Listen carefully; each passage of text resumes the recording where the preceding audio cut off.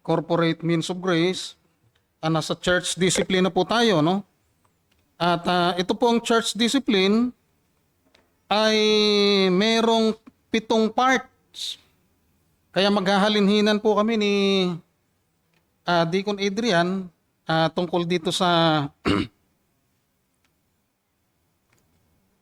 sa lesson natin ng church discipline. Kasi medyo yung bandang huli nito, hindi ko alam kung kanino mapupunta, sa akin yata o kay Deacon Adrian.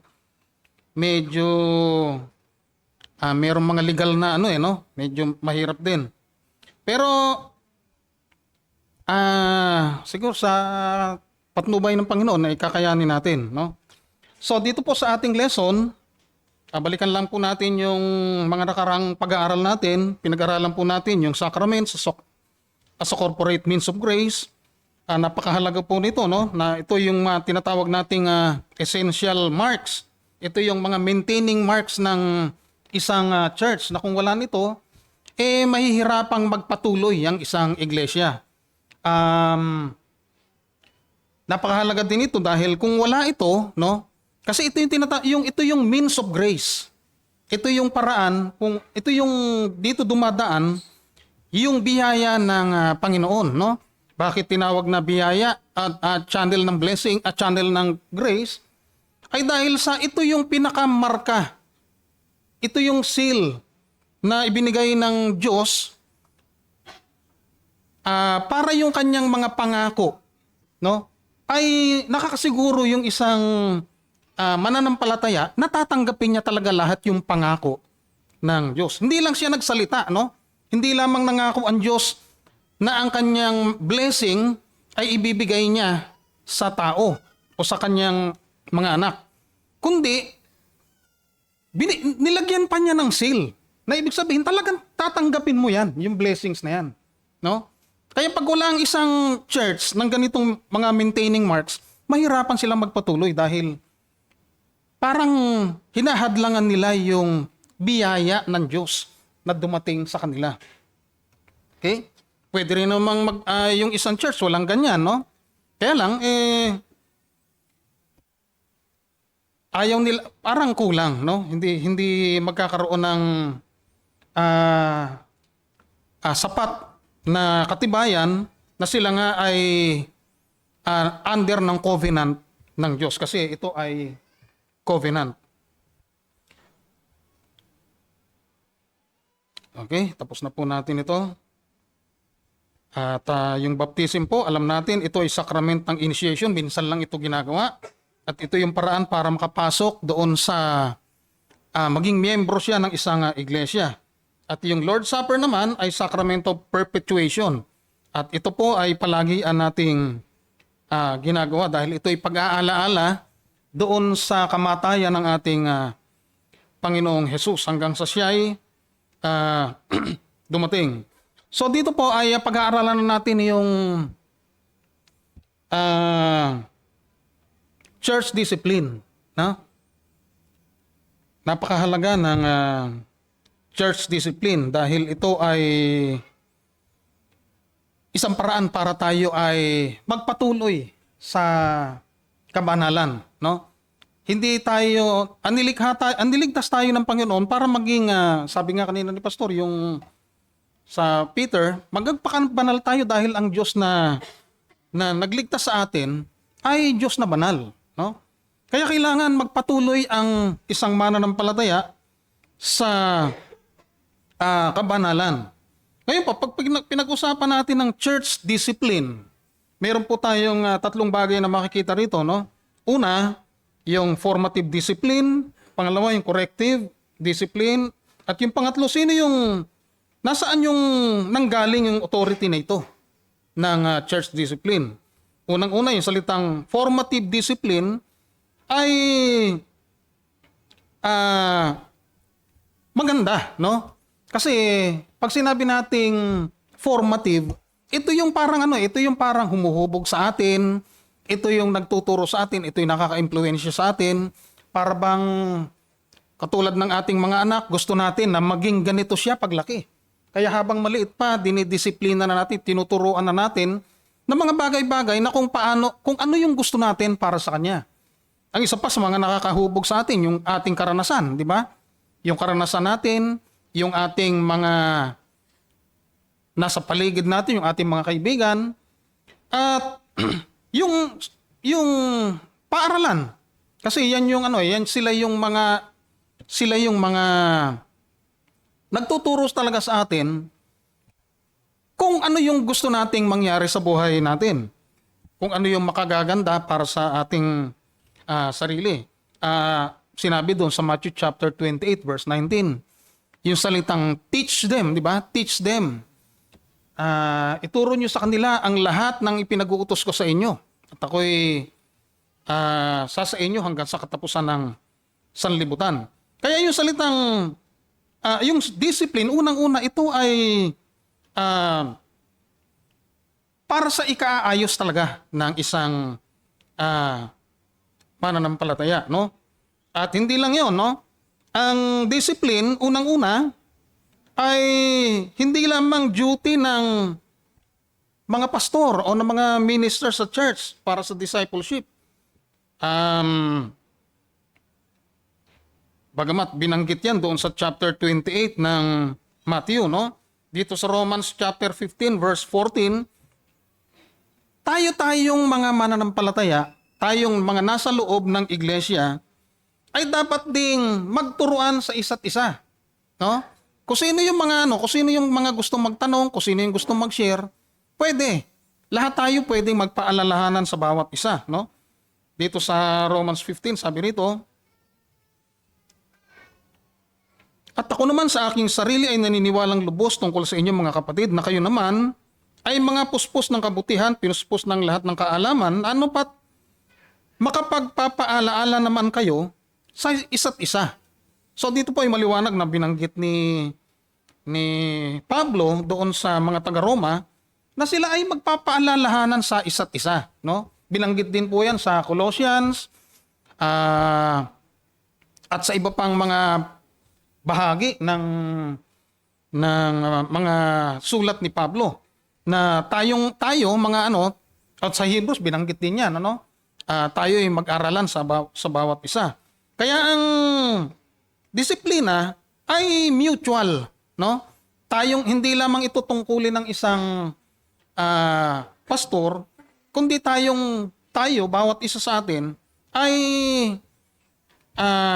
magturuan din sa bawat isa. So sabi dito, positive discipleship is the foundation and prevention of corrective discipline. Kaya kung tayo ay isinasagawa na natin yung formative discipline, makakaiwas na tayo para dumating pa doon sa mga bagay na kailangan tayong i-correct o parusahan o disiplinahin, no? So yun po yung formative discipline. Ngayon punta na tayo sa corrective discipline.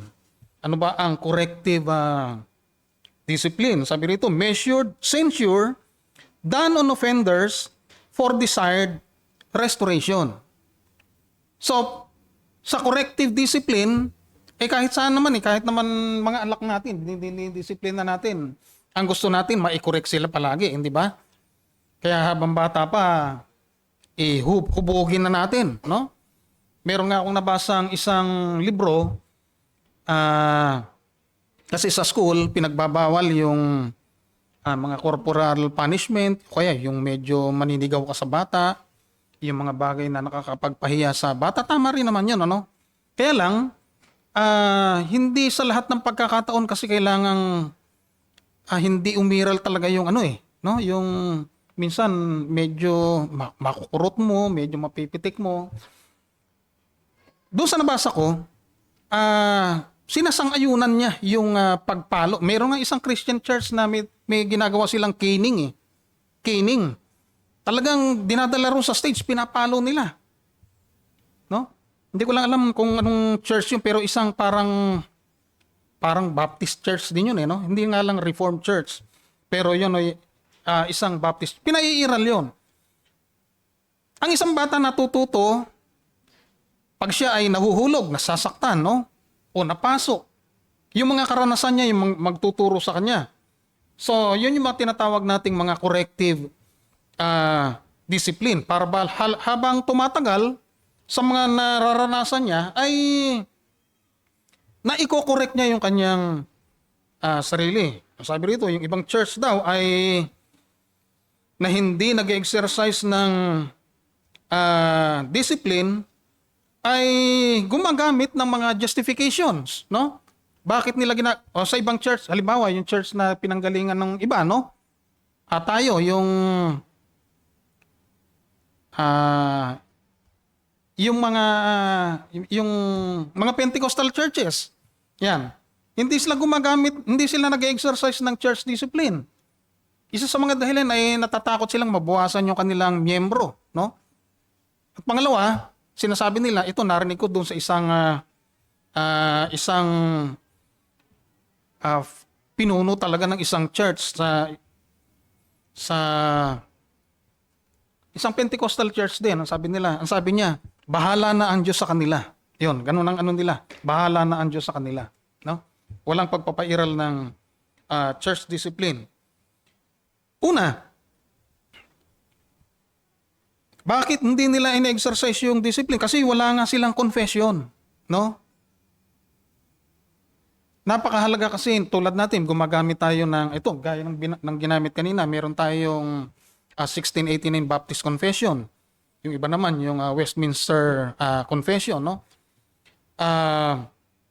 Doon, nami-measure natin yung ating mga behavior, alin ba ang mga doktrina yung dapat nating sundan, kasi ito ay napagkasunduan na, napag-aralan ng mabuti ng mga nauna sa ating mga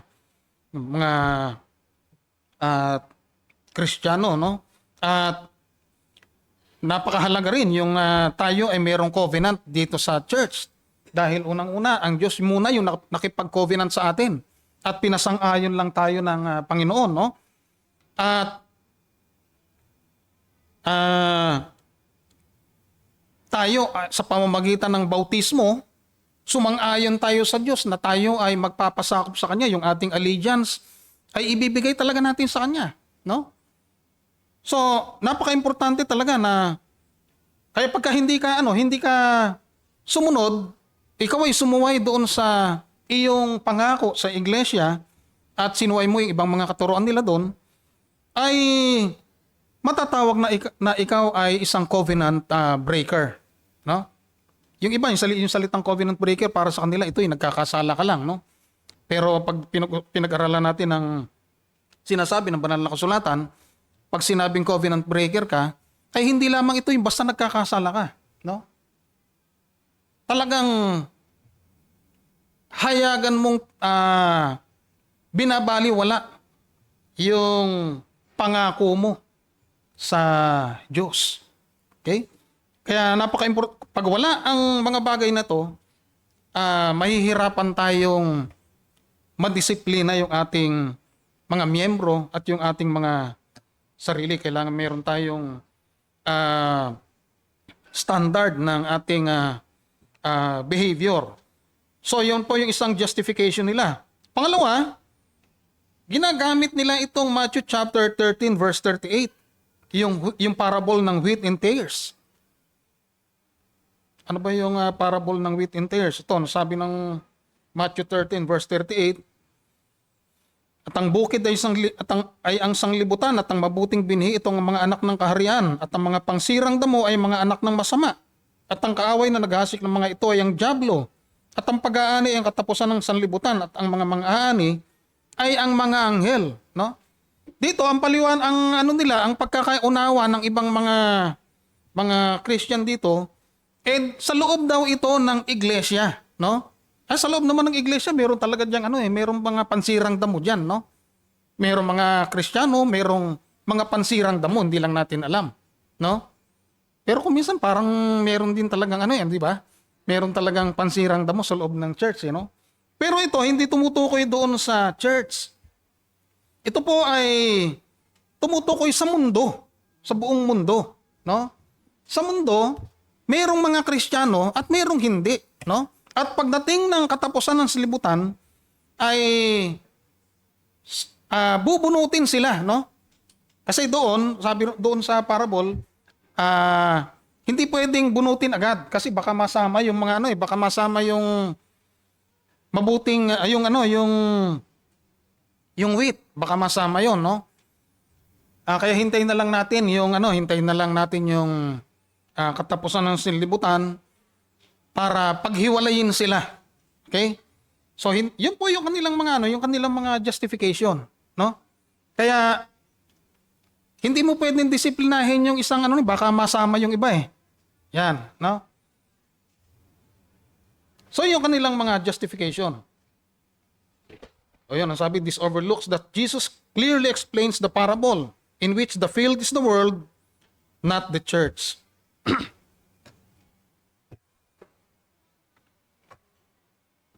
Ngayon po, saan ba talaga nang galing yung authority ng discipline? Sino ba ang nagbigay nito? Sino ba yung nag-utos na ang church mismo ay binigyan ng kapangyarihan para magdisiplina ng isang offender sa loob ng isang church? Unahin natin dito yung mga maling posisyon tungkol sa pagdidisiplina, no? Finding the authority outside the church is wrong. Ang pagdidisiplina ng isang miyembro ng isang iglesia, hindi dapat iba ang magdidisiplina na wala doon sa iglesia na yon, no? O halimbawa, yung gobyerno, ikaw ay didisiplinahin mo yung maliban na lang kung ito ay isang krimen, di ba? Yung pumatay ka, ikaw ay nagnakaw, talagang bukod sa church, dadanas ka rin ng parusa ng gobyerno. Pero dito, pag pinag-usapan natin ng discipline sa loob ng isang iglesia, hindi pwedeng tagalabas ng iglesia ang magbibigay sa atin ng parusa o ng pagdidisiplina. Una, itong Erastian system, no? Ito yung mga Lutheran, discipline belongs to the government, police or court. Yan. Para sa kanila kasi, ang isang iglesia ay organ ito ng estado. Okay? Para sa kanila, ang pwedeng magparusa o magdisiplina sa isang iglesia ay yung gobyerno. Yung gobyerno mismo ay pwedeng magdisiplina sa kanila. Hindi daw pwedeng disiplinahin ng iglesia yung kanyang mga miyembro kasi ito'y paglabag doon sa karapatan ng isang tao bilang citizen ng isang bansa. Kaya pinauubayan nila sa gobyerno yung pagdidisiplina ng isang miyembro ng isang iglesia. At yun po ay mali, no? Ayon dito sa 1 Corinthians chapter 6 verse 1 hanggang sa mga sumusunod, sabi rito ni Pablo, nangangahas ba ang sino man sa inyo kung mayroong anumang bagay laban sa iba na siya'y magsakdal sa harapan ng mga liko at hindi sa harapan ng mga banal? O hindi ba ganinyo nalalaman na ang mga banal ay magsisihatol sa sanglibutan? At kung ang sanglibutan ay hahatulan ninyo, hindi ba kaya dapat magsihatol kayo sa mga bagay na pinakamaliit? Hindi ba ganinyo nalalaman na ating hahatulan ang mga anghel? Gaano pa kaya mga bagay na nauukol sa buhay na ito? Kung kayo nga'y mayroong usapin ng mga bagay na nauukol sa buhay na ito, ilalagay ba ganinyo upang magsihatol ang mga taong walang halaga sa iglesia? Sinasabi ko ito upang mangahiya kayo. Diya't at wala ba sa inyo na isa mang marunong na makapagpapayo sa kanyang mga kapatid? Kundi ang kapatid ay usapin laban sa kapatid at ito'y sa harapan ng mga hindi nagsisampalataya. So dito po ay makikita natin na dini-discourage ni Pablo na kung meron mang marurunong sa iglesia, no? Kung meron mang marurunong sa iglesia, anuhin na niya yon. Sila na yung magbigay ng tamang hatol doon sa mga taong dinidisiplina. Hindi yung para bang hindi nila kaya, dadalhin pa nila doon sa korte yung kanilang mga usapin. At hahayaan nila na yung hindi naman sa loob ng iglesia ang magpapasya pa tungkol doon sa mga ganong usapin, no? Kaya mali itong Erastian system pag pinag-usapan yung disiplina, no? Kasi maliwanag ang sinasabi ni Pablo na kailangan sa loob ng iglesia, yung church lang ang dapat humawak ng umagpasya sa mga pagdidisiplinang gagawin sa mga kapatid na nagkasala. Okay. Pangalawa, itong denominational structure. Yung denominational authorities above the local church. So ito po ay tumutukoy doon sa mga halimbawa doon sa isang sa mga Methodista, no? Doon sa Methodist, walang kalayaan yung kanilang yung mga local church. Meron silang parang meron silang mga mas nakatataas na mga grupo ng mga ministers para magdikta doon sa isang local church. Hindi naman masama yung mga ganong bagay, no? Wag lang didiktahan kayo, no? Pwede tayong humingi ng payo, humingi tayo ng wisdom sa kung ano yung mga pwede nilang ipayo sa atin, kung ano man yung gagawin natin sa loob ng iglesia. Pero malaya ang isang iglesia, ang isang local church na pagpasyahan yung nauukol sa kanilang sa isang local church. Okay? Dito kasi sa denominational structure, kung ano yung pasyan ng nakatataas sa kanila, ay wala ka nang magagawa bilang isang local church. Kaya merong isang hinalimbawa si Pastor Noel dyan, no? Yung tungkol sa same-sex policy para sa isang Methodist church. Para bang sinang-ayunan nila yun no? Kaya yung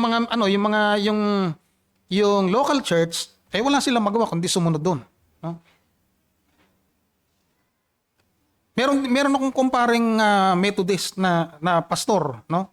Ninong ng isa kong anak. At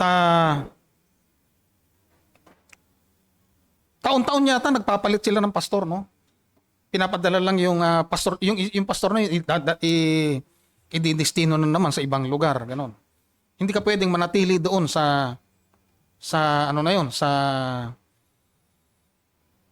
local church na yon. Lalong-lalo na pag merong mga yung hindi ka gusto ng ibang miyembro doon, no? Kaya walang kalayaan yung isang local church pagdating doon sa pagpapasya, lalo na sa discipline. So ito yung mga maling posisyon ng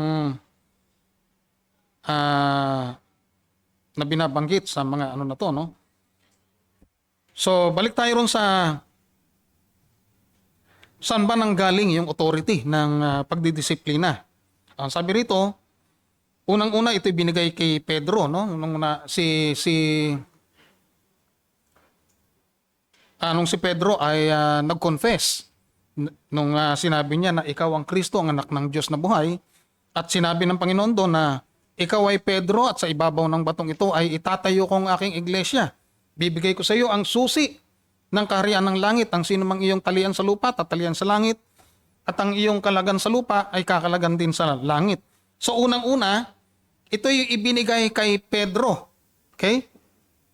Yung susi ng pagsasara ng kaharian ng Diyos at pagbubukas ng kaharian ng Diyos. Kaya lang wala nang mga apostol ngayon, di ba? So ang authority ay mababasa na natin dito sa New Testament. Pag binasa natin, doon sa chapter 16, binanggit yung pagbibigay ng susi kay Pedro. Unang-una kay Pedro dahil siya yung nag-confess.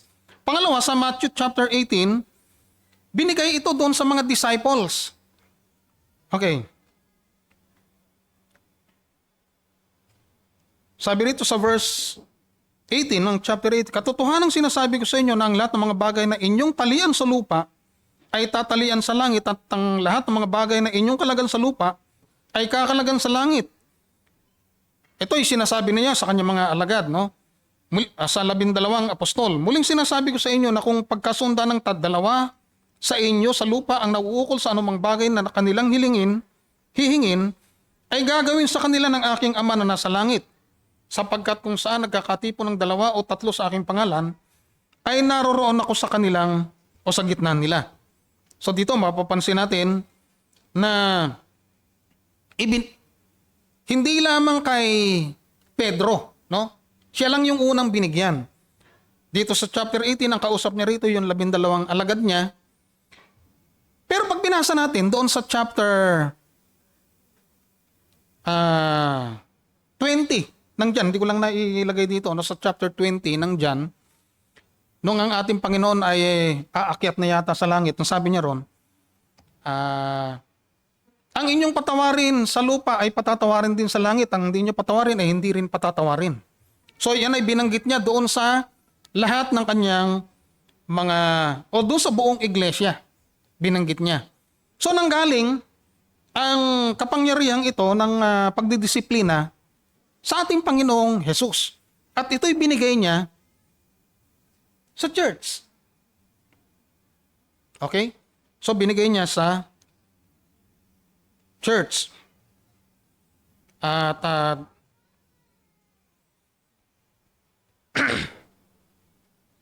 so ang basihan natin sa New Testament ay nandito sa tignan natin sa 1 Corinthians chapter 5 verse 4 at sa mga sumusunod pang mga talata. Sabi rito, sapagkat ako sa katotohanan, bagamat wala sa harapan ninyo sa katawan, ngunit ako'y nasa harapan ninyo sa espiritu. Akin ngang hinatulan na ang gumawa ng mga bagay na ito na tulad sa ako'y nahaharap. Sa pangalan ng ating Panginoong Hesus, nang nagkakatipon kayo, at ang aking espiritu na taglay ang kapangyarihan ng ating Panginoong Hesus, upang ang ganyan ay ibigay kay Satanas sa ikawawasak ng kanyang laman, upang ang espiritu ay maligtas sa araw ng Panginoong Hesus. Dito po ang istorya nito, alam na po natin, na meron ditong isang lalaki na nakikisama doon sa asawa ng kanyang tatay, At marami sa kanila para bang natutuwa pa, Hindi man lang nila pinaalalahanan yung kapatid na yon, para bang natutuwa pa sila sa nangyayaring ganon, Kaya dito nung mabalitaan nito ni Pablo ay talagang nandoon sa niya yung galit, yung sama ng loob niya. Kaya ang sabi niya rito ibigay na kay Satanas sa ikawawasak ng kanyang laman upang ang espiritu ay maligtas sa araw ng Panginoong Jesus, So dito ay doon sa mga una natin binasa, binabanggit doon na yung mga taong may pinagkalooban din ng karunungan o ng kaalaman ay pwedeng magsaway doon sa mga taong nagkakasala. At dito nga ay yung binanggit ni Pablo ay ito na yung isa sa mga pinakamatinding parusa para sa mga taong medyo may kabigatan ng kasalanan, At ito nga ay ibigay na kay Satanas, Tayo naman, hindi naman natin ginagawa, hindi naman natin sinasabi doon sa mga taong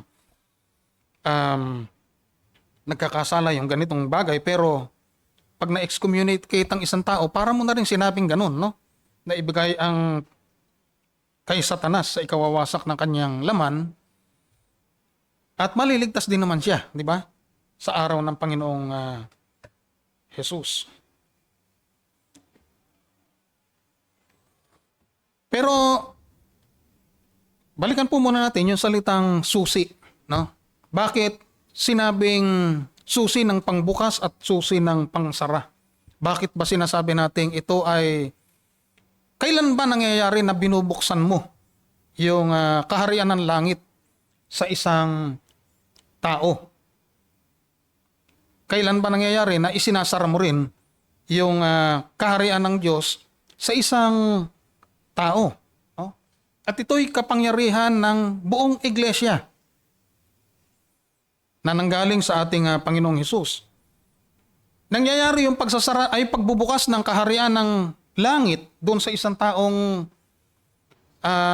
hindi pa nakakakilala sa Panginoon sa oras na ang salita ng Diyos ay ipinahayag mo na sa kanila. No? Kung walang salita ng Diyos, walang maliligtas. Walang papasok sa kaharian ng Diyos. Kaya tungkulin nating mga mananampalataya na kung gusto nating buksan ang kaharian ng Diyos sa mga taong hindi pa nakakilala sa kanila, ay sabihin natin, i-share natin yung salita ng Diyos. Kasi kung walang paghahayag ng salita ng Diyos, ay walang mananampalataya. Ang pananampalataya nagmumula sa pakikinig. Sa panig naman ng mga mananampalataya, binubuksan natin yung kaharian ng Diyos muli sa kanila pag i-restore natin sila sa i-restore na natin sila sa loob ng church. Pag sila'y dumanas ng disiplina, ayaw nilang makinig, isinasara sa kanila ng iglesia yung kaharian ng langit, no? At pansamantala silang nahihiwalay doon sa fellowship sa Panginoon sa pamamagitan ng Lord's Supper. Kaya mahirap pag tayo ay dumanas ng discipline, no? Lalo na kung ayaw nating tanggapin yung ating mga kasalanan, na para bang binabaliwala natin yung sinasabi ng banal na kasulatan na ikaw ay sinasara sa iyo ang pinto ng kaharian ng langit at ikaw ay yung parang na-alienate ka sa Diyos. Nangyari doon sa Book of Numbers, no? Nung sila ay nagre-rebelde sa Diyos, sabi ng Panginoon, hindi sila papasok doon sa sa Kinaan. At mararanasan nila yung aking alienation sa kanila. Pag wala ang Diyos ayun, napakahirap, no? Oo, magiging mabuting tao ka rin. Maganda magiging buhay mo. Pero hanggang doon lang. Yung presensya ng Diyos ay wala sa iyo. Kaya yung nangyari sa kanila, yung 20 years old pababa yata, hindi nakapasok doon sa Kanaan. Kasi wala yung presensya ng Diyos sa kanila. Ganyan din yung nangyayari pagka ang isang tao ay dumanas ng disiplina at ayaw niyang tanggapin yung disiplina. No? Ayaw niyang manumbalik. Binabaliwala niya yung sinasabi ng banal na kasulatan sa kanya na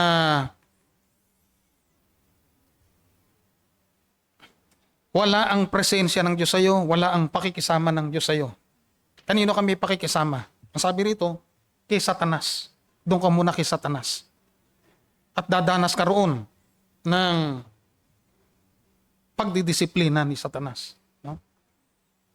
Sa ngayon, maaaring hindi pa natin nararanasan yung ganun, pero makikita natin, hindi tayo ang parusahan. Baka yung ibang mga malapit sa buhay natin, na alam nating masasaktan tayo, no? So, sino ba yung pinagkalooban ng kapangyarihang ito, no? Authorized agent. So, different degrees of offenses will call for structured agencies. Unang-una, ito'y jurisdiction ng mga pastor. Ano ba yung mga dapat ano ba yung mga nasasakop ng mga pastor? pag pinag-usapan yung mga false teachings o kaya yung mga nagkakaroon ng division sa loob ng church, ito'y hawak ng hawak ito ng mga pastor. O kahit masasabi na natin pati yung mga ibang mga tagapagturo. Sila yung mga pwedeng pwedeng umasikaso sa mga ganyan. Pagka napapansin mo na yung mga taong yun ay nakikinig na at nahihikayat na ng mga maling doktrina, no? Kasi delikado rin yung minsan yung nakikinig ka dun sa iba eh.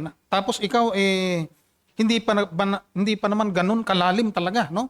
At madali kang mahikayat doon sa mga naririnig mo. Ito po hindi naman biblical pero psychological, no? Kung minsan kasi kung ano yung una mong narinig, yun yung una mong pinaniniwalaan eh. No? May tendency na paniwalaan mo agad yun. Kaya ang isang tao dapat marunong siya magsuri, no? Huwag siya kagad bibigay doon sa mga ganong pinapakita, no? Kaya galit na galit si Pablo, di ba, doon sa Galatians, doon sa mga taga-Colossians, mayroong mga nagtuturo ng ibang mga turo, di ba? Talagang kinokorek niya agad 'yon, no? At doon nga sa Galatians 1:8, ando doon pa yung kanyang parang galit siya eh. Doon sa Galatians, yun yung sulat niya na galit siya talaga, no?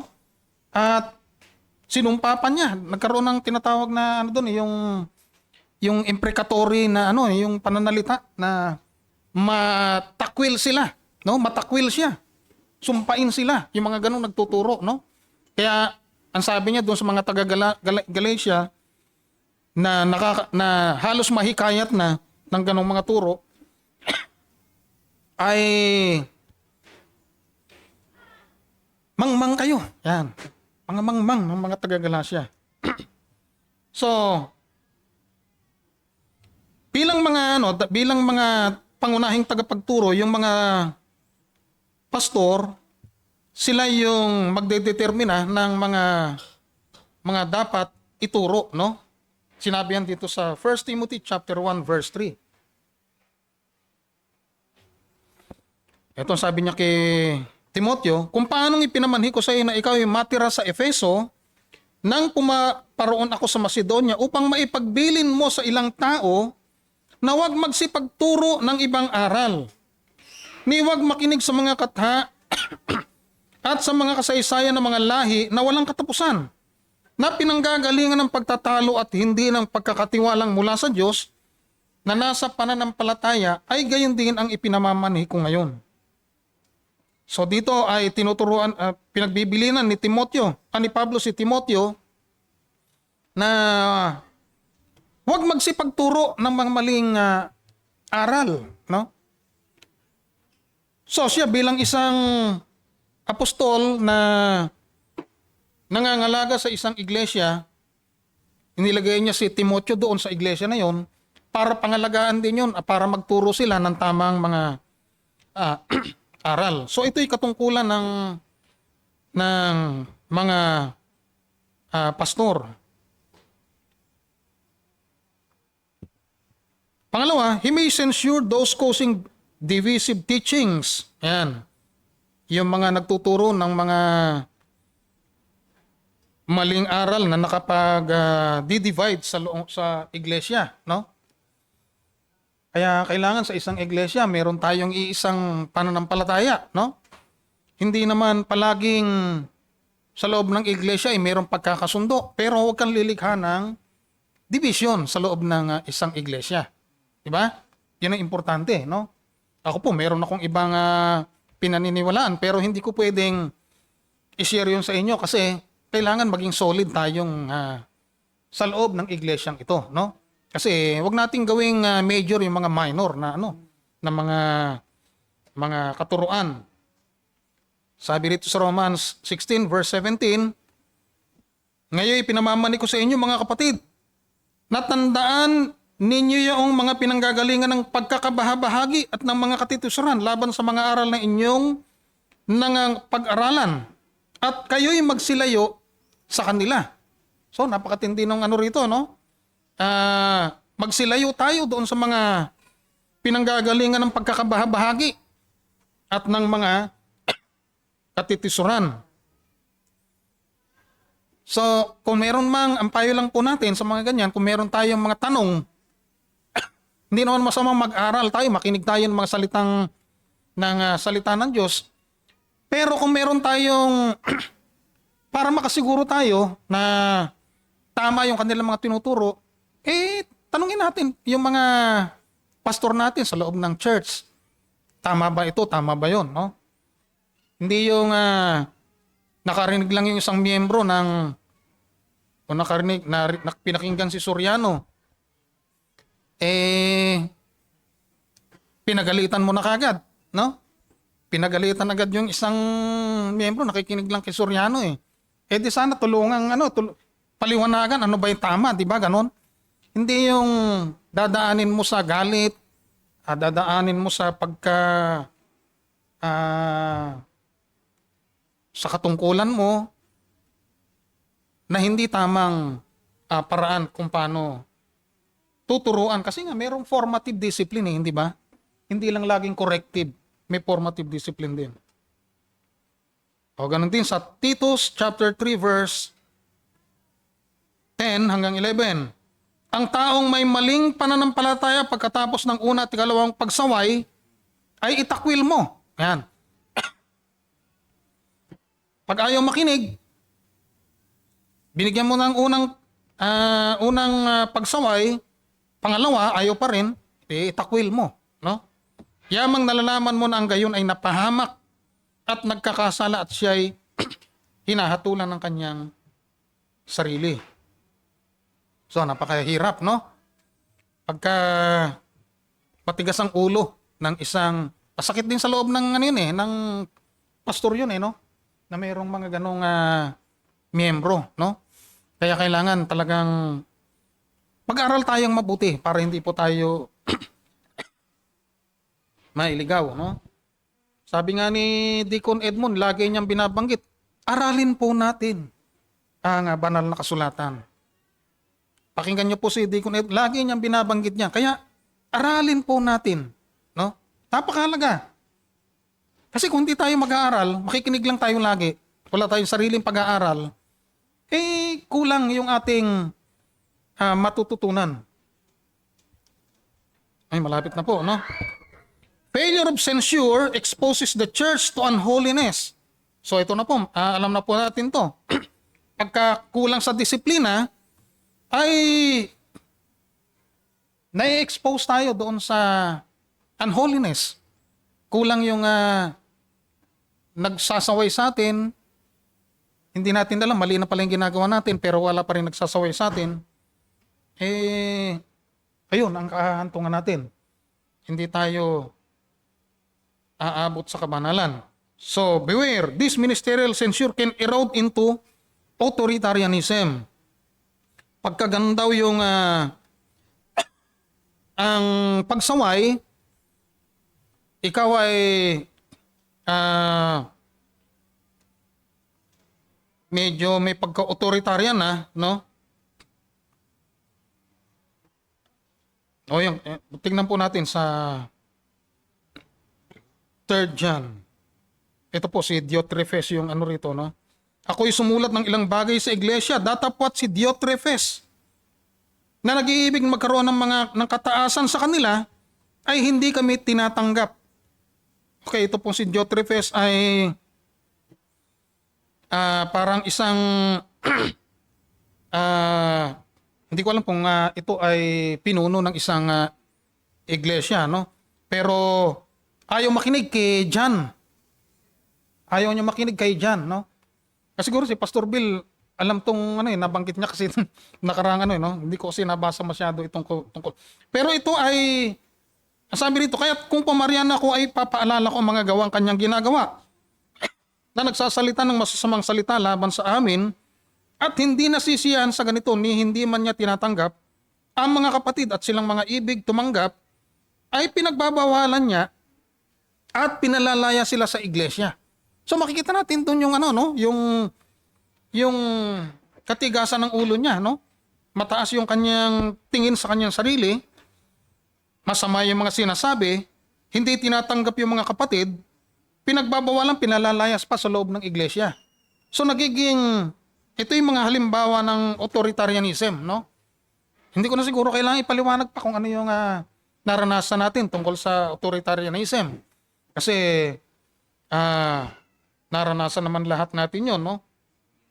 Pero pagka ganon, ay darating talaga yung authoritarianism sa isang taong ang tingin sa kanyang sarili ay yung ayaw niya makinig, no? Sa nakatatanda sa kanya.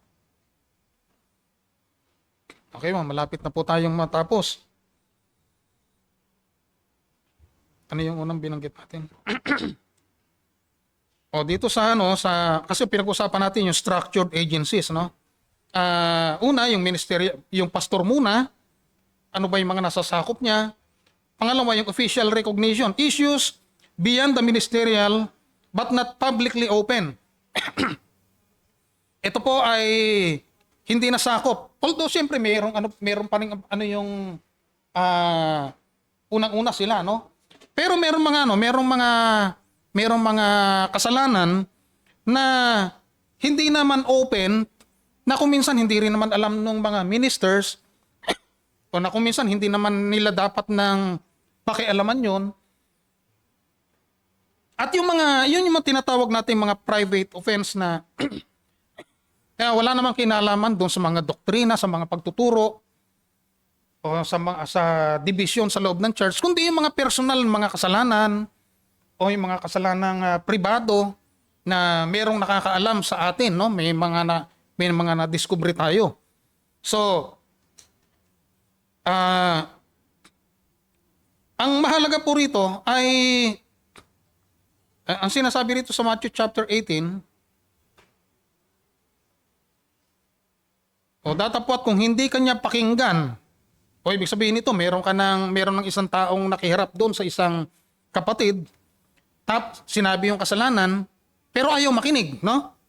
O magsama ka pa ng isa o dalawa upang sa bibig ng dalawang saksi o tatlo ay mapagtibay ang bawat salita, no? Para mapatunayang nagkasala talaga siya, magsama ka pa ng isa na magsasabi talaga ng totoo, no? Tungkol sa kanyang kasalanan. Kasi importante po rito sa bagay na ito ay manatiling pribado yung inyong pag-uusap. Hindi mo nahahantong sa buong iglesia. Kung maaari nga, dapat ang makakaalam lang nito ay yung pastor lang, saka yung mga taong concern, no? Na hindi na dapat aabot sa loob ng buong iglesia. Kasi pinangangalagaan din natin yung reputasyon ng mga taong merong ganong pagkakasala, no?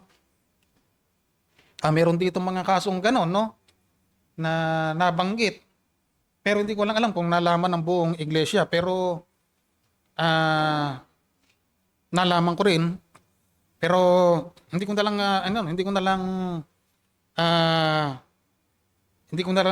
lang din po kwento kasi hindi ko naman talaga masyadong alam yung buong kwento, no? Pero ang punto po rito sa Matthew chapter 18 ay hanggat maaari, wag nang umabot sa kaalaman ng buong iglesia kung ito naman ay lihim din naman. At kung madadala sa pamamagitan ng isa o dalawang tao na siya ay mapapanumbalik sa kanyang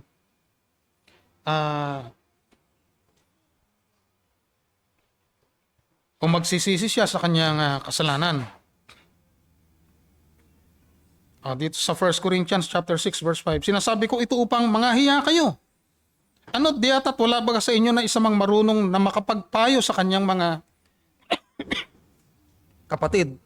Ito po yung binanggit na natin po kanina, no? Importante na meron marunong sa loob ng iglesia na pwedeng magpayo sa kanyang kapatid para hindi na humantong pa sa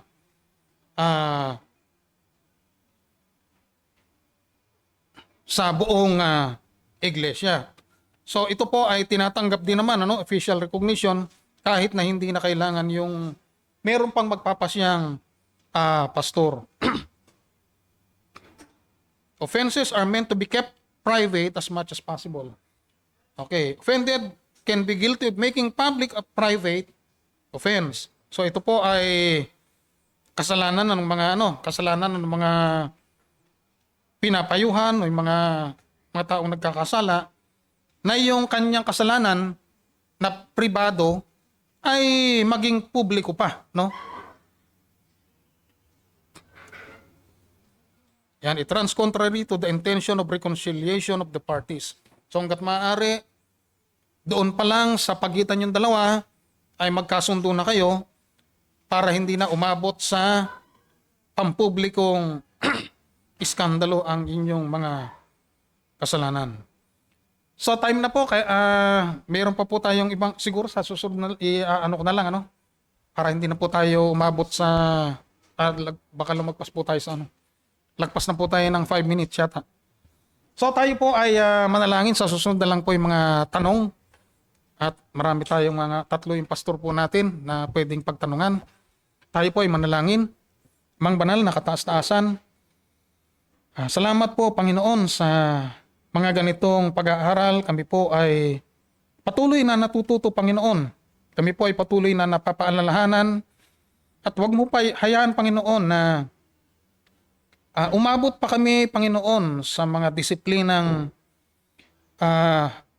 hahantong kami, Panginoon, sa pagdadala nito kay Satanas, Panginoon. Alam namin, Panginoon, na ayaw mo ng mga ganitong mga sitwasyon. Ngunit magpapasalamat kami, Panginoon, sapagkat kung wala kang disiplina, ay hindi kami hahantong, Panginoon, sa kabanalan. Kaya, Panginoon, tulungan mo kami sa mga ganitong mga pag-aaral. Gabayan mo po kami, Panginoon, nawa o Diyos ay makapag-aral kami, Panginoon, ng may kalaliman at matutunan pa namin, Panginoon, ang mga bagay na dapat naming iwasan. At hayaan mo, Panginoon, na sa buhay namin, ikaw ay patuloy na maluwalhati. Patawarin mo po kami, Panginoon, sa aming mga kasalanan. At sa umagang ito, tanghaling ito, O Diyos, dinadalangin na rin po namin ang aming mga pagsasalusaluhan, Panginoon. Ito'y nagmula sa iyo. Pinagpapasalamat namin, Panginoon, ng mga bagay nito. Basbasan mo po ito, bigyan mo kami ng kalakasan at kalusugan sa pamamagitan ng mga biyayang ito. Ito po ang aming dalangin ng may pagpasalamat. Pangalan ni Jesus. Amen.